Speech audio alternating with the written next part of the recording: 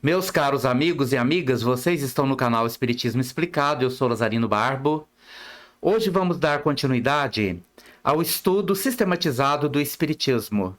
Vamos estudar hoje a nossa representação como uma unidade tríplice, formada por espírito, perispírito e corpo, enquanto estamos encarnados. Se alguém perguntar para você, você tem um espírito? Logicamente você vai afirmar: não, eu não tenho um espírito. Eu sou um espírito. Eu sou a consciência, eu sou o ser que pensa, que tem sentimentos, emoções, que tem memória. Eu sou o espírito. Porém, eu tenho um perispírito, que é um corpo de energia que eu uso para poder me apresentar ou me manifestar no mundo espiritual, e através do perispírito eu me ligo a um corpo físico que vai se desenvolver para que eu viva um tempo ligado a este corpo físico no processo da reencarnação. Então, eu posso afirmar que eu tenho um perispírito, mas também eu posso afirmar que tenho um corpo físico. Mas eu não sou nem o meu corpo e nem o meu perispírito. Ao longo do tempo, eu vou utilizar várias vezes um corpo físico nos processos contínuos da reencarnação necessários ao meu desenvolvimento, à minha evolução. Porém, no que diz respeito ao meu perispírito, eu não deixo de usá-lo. Eu sempre vou ter ligado comigo o perispírito. Só que à medida que eu vou evoluindo, ele vai se refinando, vai se tornando cada vez mais rarefeito, mais leve. Então, este perispírito, na verdade, é o reflexo de minha evolução enquanto espírito imortal. Espíritos muito atrasados, muito ligados ao mundo material, às paixões, aos vícios, têm seus perispíritos muito densos, muito pesados. Ao passo que espíritos mais evoluídos têm seus perispíritos mais rarefeitos, mais leves, mais luminosos. Então é nisto que se percebe a evolução do espírito, quando por conta dos pensamentos e sentimentos elevados de um espírito, estes sentimentos elevados refletem-se no seu perispírito, transformando esse perispírito para melhor, evoluindo este perispírito.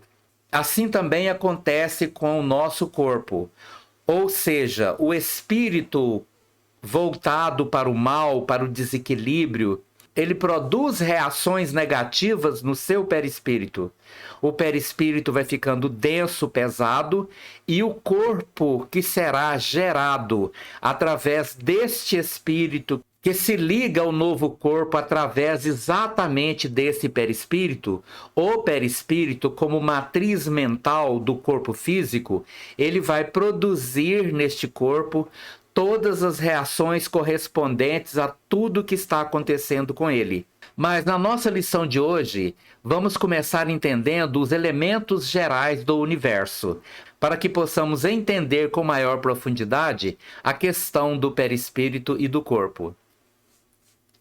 Na pergunta número 27 do Livro dos Espíritos, Allan Kardec perguntou: há então dois elementos gerais do universo, a matéria e o espírito?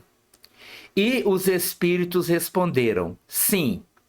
E acima de tudo, Deus, o Criador, o Pai de todas as coisas.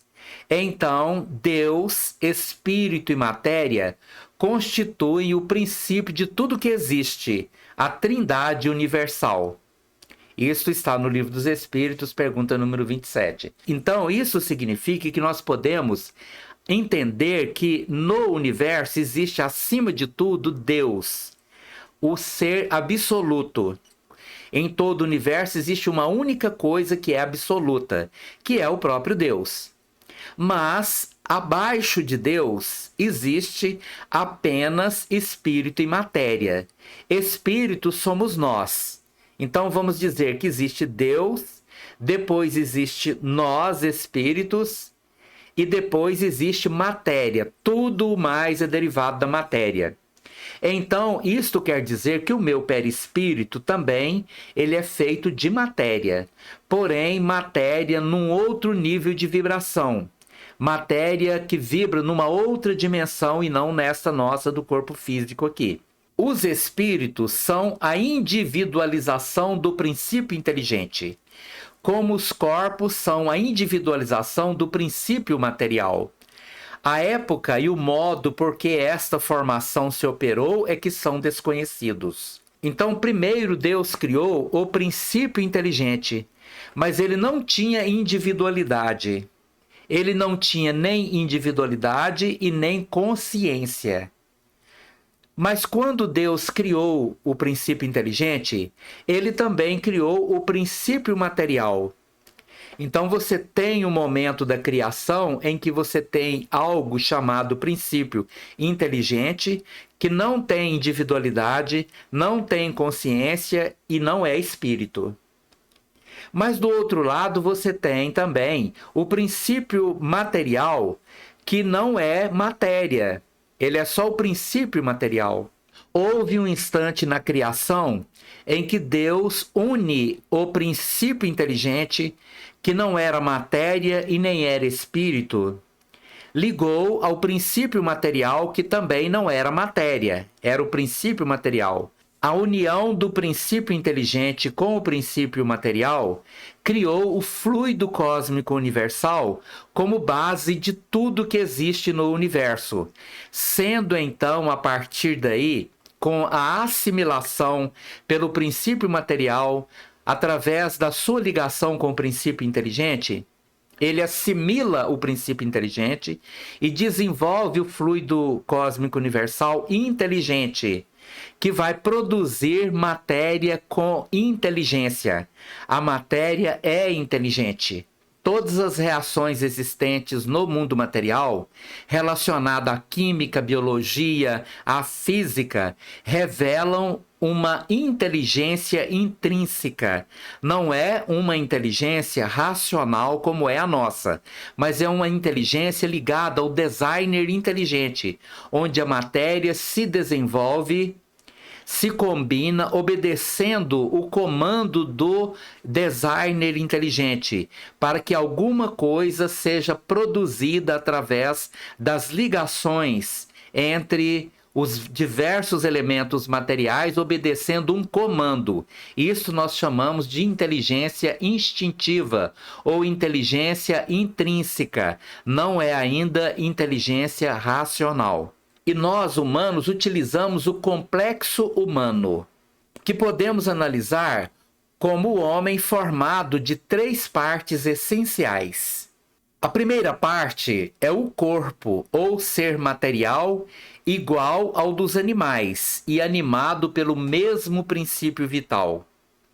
Então, o mesmo princípio vital, devidamente modificado, que une o espírito do animal ao corpo do animal, é também o mesmo fluido vital que liga o espírito humano ao corpo humano. Lembrando que a vida é um patrimônio do espírito.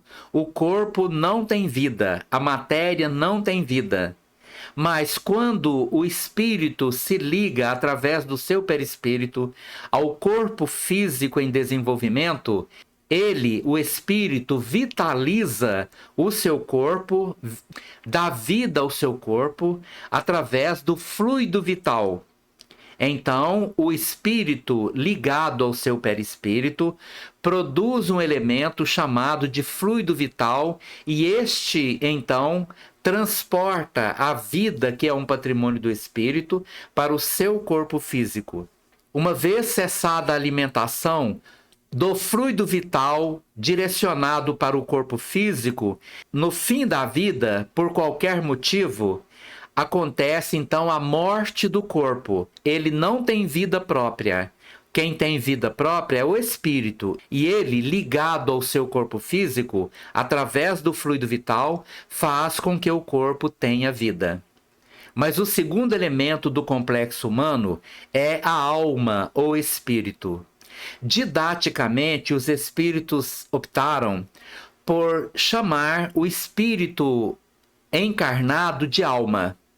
Então, um espírito, quando encarnado, ele é denominado por alma.